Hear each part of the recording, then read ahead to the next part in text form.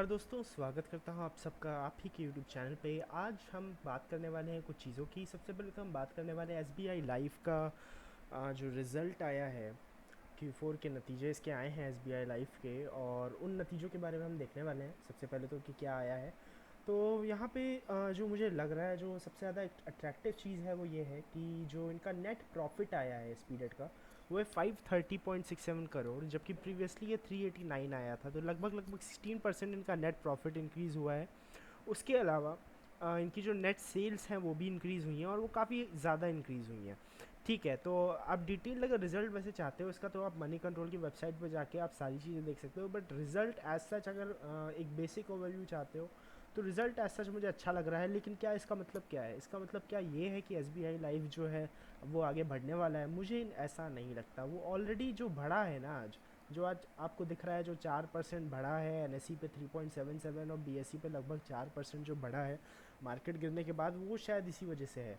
ठीक है, कि जो रिज़ल्ट है वो अच्छा आया है। तो अब वो जो न्यूज़ है उसका इफेक्ट ऑलरेडी हो चुका है। हालांकि ये पता होना थोड़ा सा अच्छा है कि अब वो जो मूव आई है वो क्यों आई थी। ठीक है, तो चलो एस बी आई लाइफ की बस इतनी ही बात, क्योंकि यहाँ पे बेसिकली और कुछ बात करने के लिए है नहीं। प्रॉफिट इनके जो है अच्छे हुए हैं, नेट सेल्स अच्छी हुई हैं। ठीक है, रिजल्ट ओवरऑल अच्छा है इनका। ठीक है, उसके साथ एक और चीज़ मैं दिखाना चाहता हूँ आपको, वो है कि एफ आई आई और डी आई आई की जो आज एक्टिविटी थी वो क्या थी। तो जो एफ आई आई है उन्होंने लगभग 1059 करोड़ का माल बेचा है। जो डी आई आई है उन्होंने भी लगभग लगभग 1000 करोड़ का माल बेचा है। तो मेरा सवाल जो है वो ये है कि ख़रीद कौन रहा है। ठीक है, अगर ये बेच के जा रहे हैं तो किसी को तो बेच के जा रहे होंगे ना। मतलब मार्केट जो है उसमें दोनों साइड लोग होते हैं, कुछ बायर्स होते हैं, कुछ सेलर्स होते हैं। तो अगर जो बड़े इंस्टीट्यूशंस हैं वो सेलिंग कर रहे हैं, तो ख़रीद कौन रहा है? कमेंट सेक्शन में मुझे बताओ, ख़रीद कौन रहा है उनसे। ठीक है, उसके बाद हम निफ्टी की भी है ना एनालिसिस कर लेते हैं, देखते हैं कि निफ्टी 50 जो है वो क्या। तो मैंने यहाँ पे सपोर्ट लेवल्स ऑलरेडी बना के रखे हुए हैं। अब देखो, हमारा जो कल की दिन पे हमने बात की थी, हमने कहा था कि 9250 के नीचे यहाँ पे सेल है। बिल्कुल बहुत तगड़ा सेल एक्टिव हुआ। ठीक है, लो भी इसने कुछ 990 का बनाया। उसके बाद 9400 के ऊपर बाइंग था, तो उसी के ऊपर क्योंकि गैप अप खुला है, तो वहाँ पे अब बाइंग तो क्या ही करोगे। ठीक है, उसके अलावा अब यहाँ पे देखो नीचे जा रहा है। ठीक है, तो अब ये 1 आवर का चार्ट है मेरा। ठीक है, तो अब देखो ये ट्रेंड लाइन जो थी, इसको तो मतलब आराम से कह लो, एक तरीके से इसने ब्रेक कर दिया। ठीक है, और बहुत अच्छे से भी ब्रेक किया कि गैप अप खुल के नीचे आया। ठीक है, गैप अप खुल के यहाँ पे नीचे आया, तो ये बहुत ही अच्छा ब्रेक माना जाता है ट्रेंड लाइन का। इस तरीके से ब्रेक होते हैं। तो अब आगे के सपोर्ट्स क्या हैं? ठीक है, कहाँ पे हम टारगेट देख पा रहे हैं? तो देखो, पहला जो सपोर्ट मुझे दिख रहा है 9137 है। ठीक है, उसके बाद 8913 है, और उसके बाद 8844 है। ठीक है, तो 9137 तक कल हमें शायद मूव इंडेक्स दिखा दे 9100, या फिर 9000 के लेवल तक भी हमें देखने को मिल सकता है कल। ठीक है, तो इंडेक्स शायद इन दोनों लेवल्स को कल टच करने की कोशिश करनी चाहिए, और ज़्यादा बेटर हमारे लिए ये होगा अगर गैप अप खुले। ठीक है, क्योंकि ये जिस लेवल पे है 9222, इसी लेवल के आसपास खुलता है। ठीक है, तो यहाँ पे कोई सेल हमारे लिए बन नहीं पाता। ठीक है, या तो गैप अप खुले, और गैप अप खुलने के बाद इस लेवल को ब्रेक करे, यानी 9200 के लेवल को, या फिर मैं कह लूँ 9190 जो आजकल होता है उसी को ब्रेक कर जाए।